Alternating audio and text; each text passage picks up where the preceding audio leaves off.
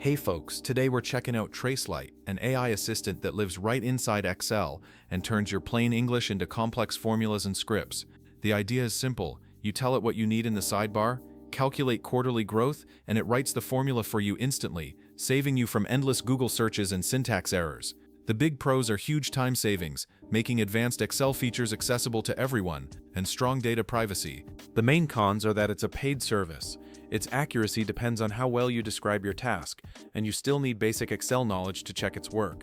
The follow-up clarification feature is another significant pro, as it helps bridge the gap between what you envision and what the AI creates, increasing accuracy.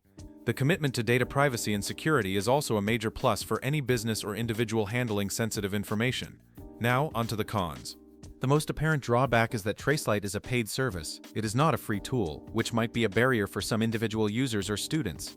Its effectiveness is also inherently tied to the quality of the prompt you provide. A vague description will likely lead to an incorrect or suboptimal formula, so there's still a learning curve in communicating what you want effectively. As with any AI, it might occasionally make mistakes or generate formulas that need slight manual tweaking. Finally, since it's an add-in, you are dependent on its compatibility with your specific version of Excel, which could potentially cause issues with older installations or alternative spreadsheet software.